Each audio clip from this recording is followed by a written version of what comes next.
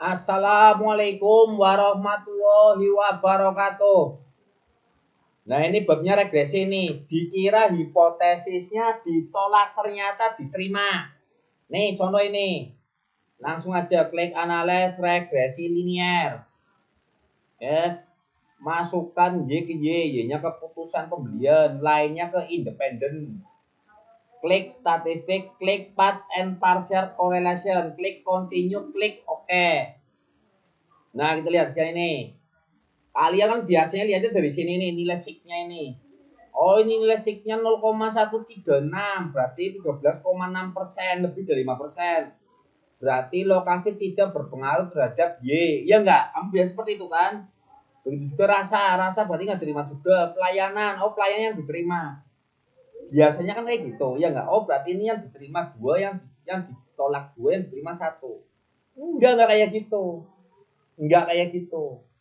Cara membaca hipotesis itu nggak sih, nggak selamanya ketika SIG-nya lebih dari 0,05 itu ditolak. Terus gimana? Kamu lihat nilai zero ordernya, oke? Lokasi zero ordernya berapa? 0,46. Nah, kamu bandingkan zero order itu dengan R tabel. Caranya gitu. Oh gitu, iya. Nih, R tabelnya berapa? R tabelnya kita buka R tabel. Kalau mau lihat R tabel berarti harus apa? Harus lihat juga sampelnya berapa. Ini sampelnya berapa ini? Nih, sampelnya 92. Berarti lihat R tabel untuk N-2 berarti 90. Berapa ini? 0,207. Oke. Udah patokannya itu. 0,207. Kalau zero ordernya lebih dari 0,207 berarti diterima hipotesisnya. Iya, iya gitu. Berarti lokasi itu hipotesisnya diterima atau lokasi berpengaruh terhadap apa? Terhadap lokasi. Oke. Rasa nilainya berapa ini? 0,249 berarti kurang apa lebih dari 0,05? Kurang apa lebih dari 0,20 berapa tadi?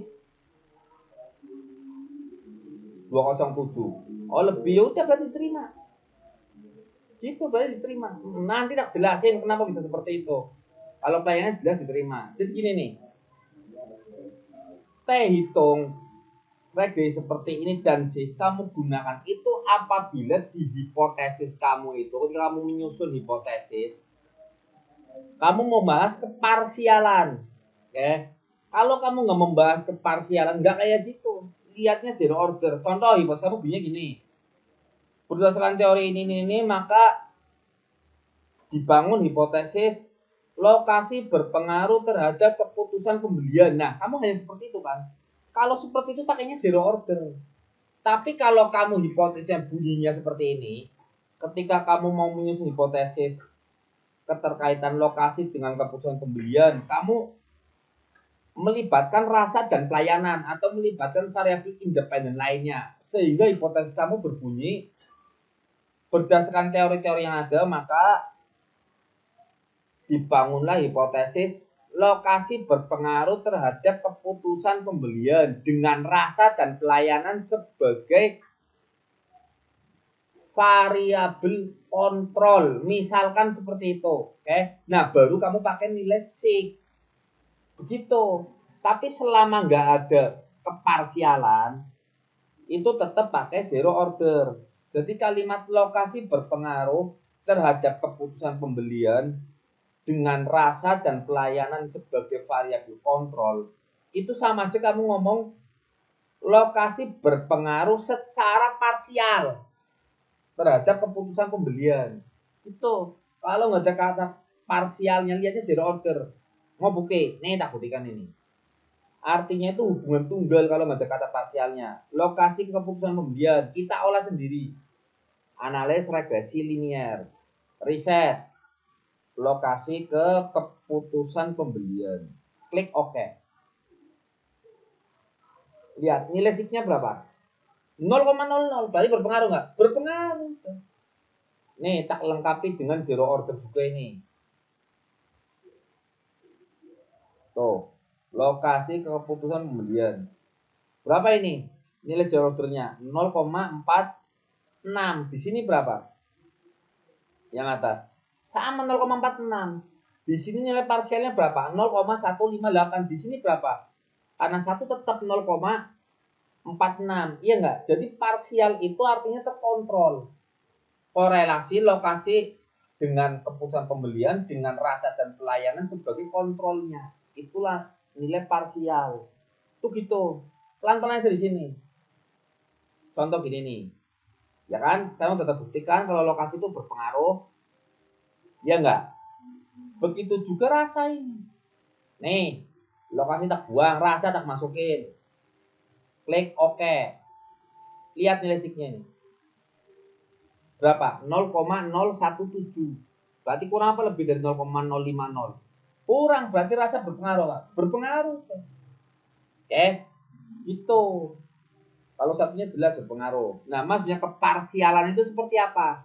Keparsialan itu yang tadi aku sampaikan, itu maksudnya itu hubungan lokasi dengan keputusan pembelian dengan variabel independen lainnya itu sebagai kontrol. Ya, kamu lihat ini. Lokasi parsialnya berapa? 0,158. Ini tak buktikan. Analyze, correlate, parsial, bukan bivariat. Kita masukkan lokasi dengan keputusan pembelian. Oke, di variabel. Ini sebagai kontrol, rasa sama pelayanan di variabel kontrol. Lalu klik OK. Kamu lihat ini. Nilainya berapa? Rasa dengan keputusan, ini lokasi dengan keputusan pembelian dengan kontrol variabel rasa dan pelayanan 0,158 udah sama enggak dengan ini? Sama udah. Oke. Jadi mulai sekarang berhubung sekarang lagi konyol-konyolnya penelitian, maksudnya konyolnya gimana? Rata-rata itu kalau hipotesis ditolak dipermasalahkan, maka kamu berhenti lihat nilai sig. Ketika baca nilai sig, ketika ingin memutuskan hipotesis diterima atau ditolak, tapi lihatkan nilai zero order. Ya, kemudian nanti bandingkan dengan R tabel. Selamat udah. Nanti lebih banyak yang diterima. Ya. Atau cara yang kedua, agar sesuai dengan hipotesis kamu, agar sesuai juga dengan konstruk hipotesis kamu, kalau nggak mau pakai zero order, pakai regresi sederhana berulang seperti ini udah. Ya. Lokasi udah sendiri independen dengan keputusan pembelian. Nanti lakukan regresi lagi. Apa variabelnya rasa? Ya udah rasa sama keputusan pembelian. Dan ini lebih sesuai dengan hipotesis yang kamu konstruk. Serius aku. Yang satu-satu seperti ini lebih sesuai dengan hipotesis yang kamu konstruk. Dibandingkan kamu menggunakan regresi berganda.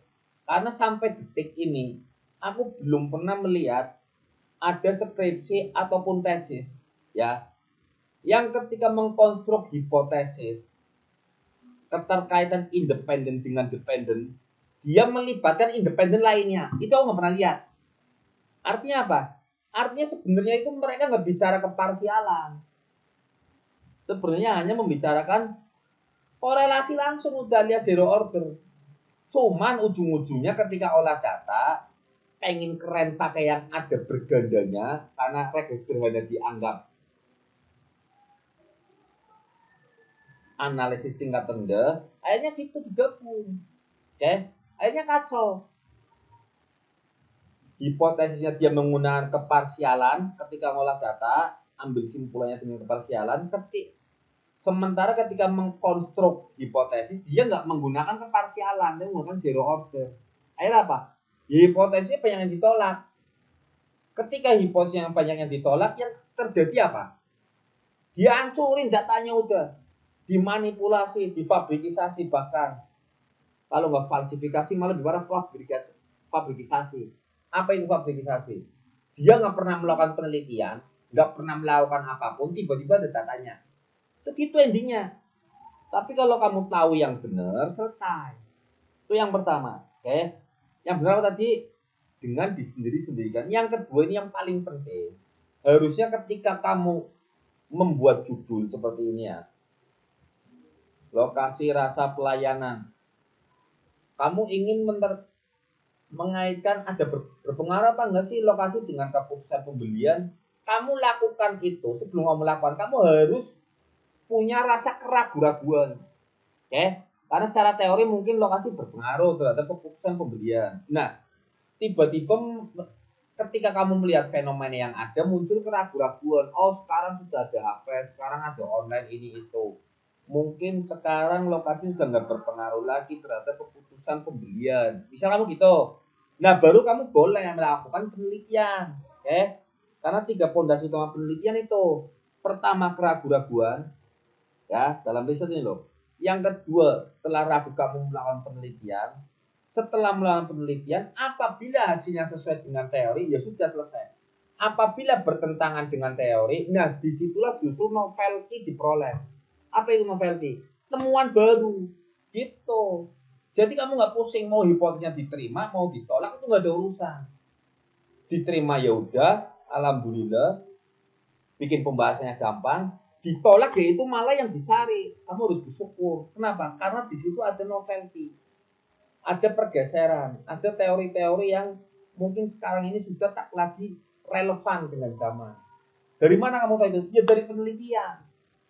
Cuman kalau semua peneliti berbondong-bondong pengennya hipotesis diterima, ditambah lagi antara konstruk hipotesis dengan analisis data yang dilakukan bertentangan, hipotesisnya tidak menggunakan keparsialan, olah datanya menggunakan keparsialan, tiba-tiba kalau hipotesisnya ditolak bingung, pengennya diterima, ya hancur udah penelitian, hancur, masih dimanipulasi.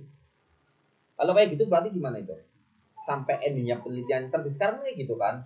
Hipotesisnya apa?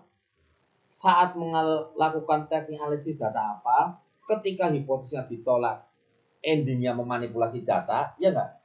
Bermasalah penelitian seperti itu. Ya jelas nyuci sandal lebih baik daripada melakukan penelitian. Cuma, itu aja dulu dari channel statistik model Apip. Akhir kata, wassalamualaikum warahmatullahi wabarakatuh. Jadi jawab kot.